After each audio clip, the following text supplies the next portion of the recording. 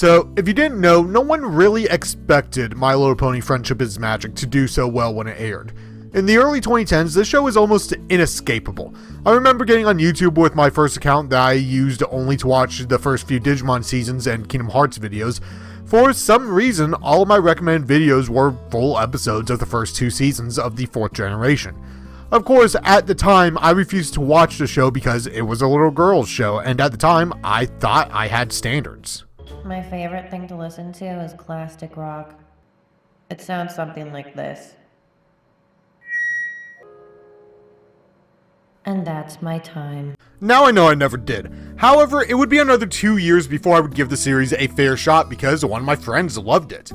I love my first impressions with the show being, it was fine, but not really my thing.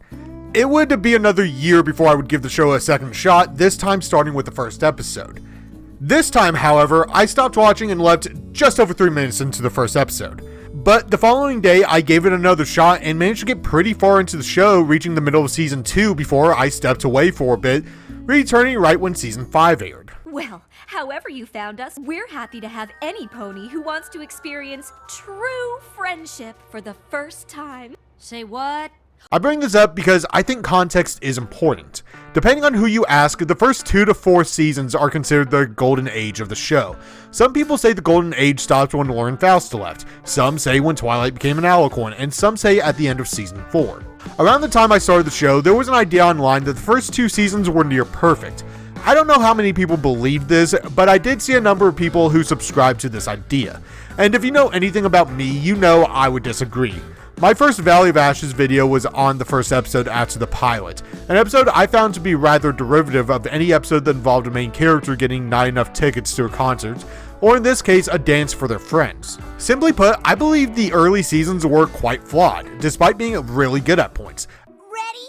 1, 2, 3! Applebuck season was a decent episode, and the episode Dragonshy was a better episode.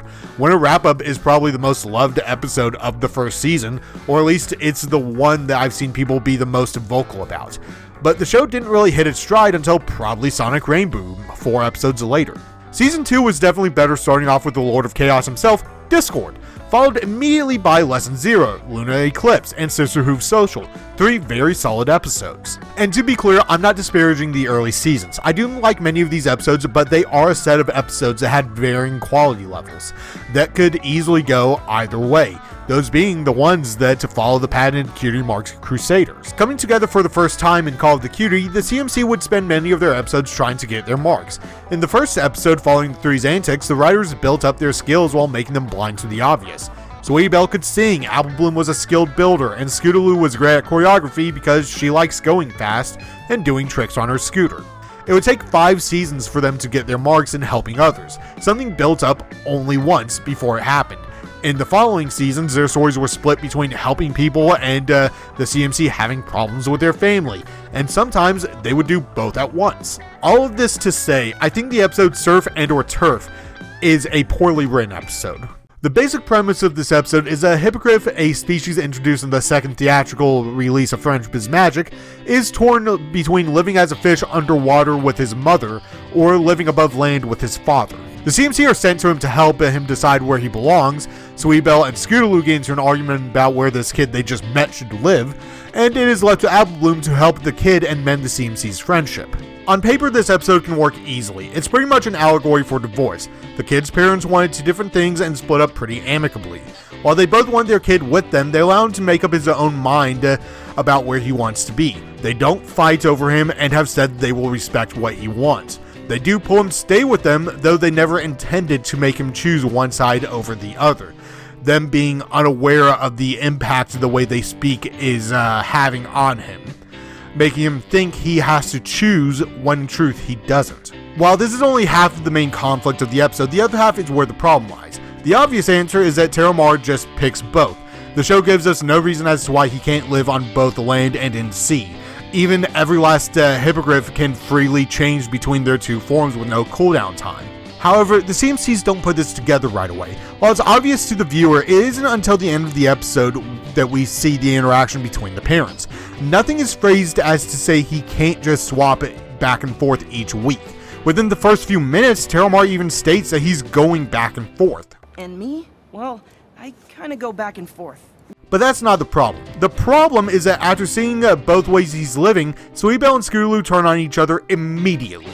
I get why both characters would love each place, even if I think Sweetie Belle's love is a little rushed, though not as rushed as their argument. That's it, this is the end, don't ever talk to me again. This episode has a song, and the only build up to the break is Sweetie Belle getting very salty while in the sea, and both her and Scootaloo looking incredibly pissed at each other until they decide to break up, never wanting to talk to each other again. They're kids, I get it. I've been into hundreds of stupid pointless fights with friends and family.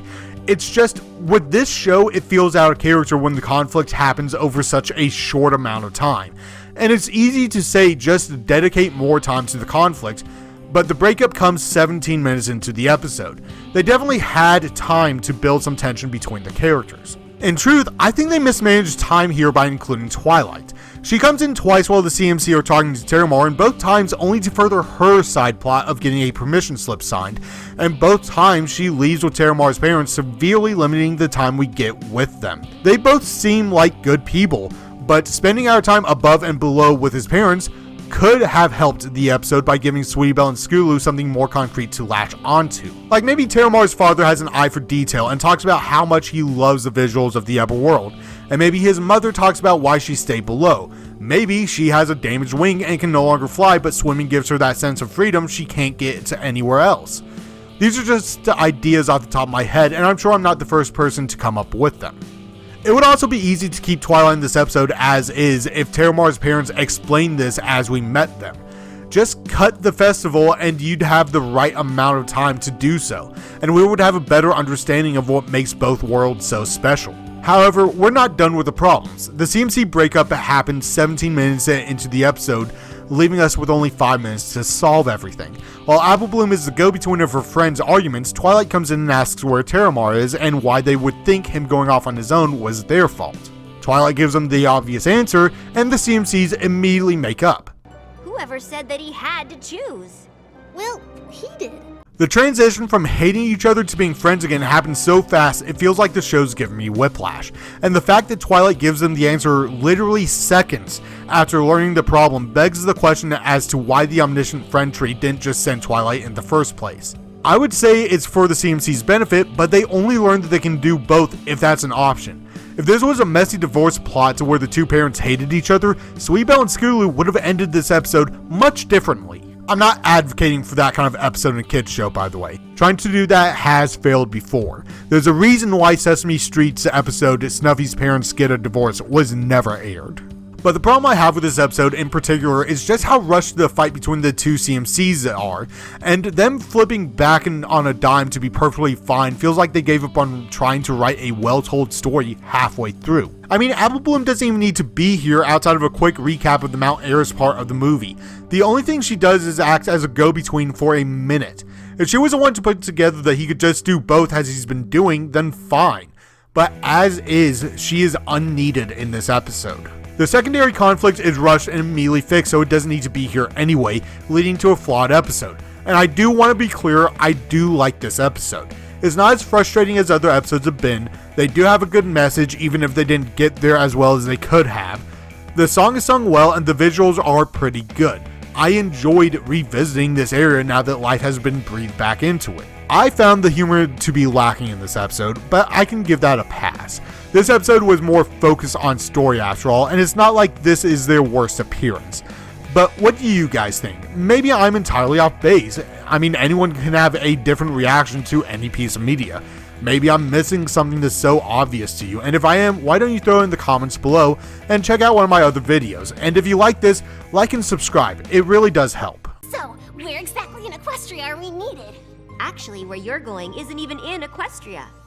2 hours later.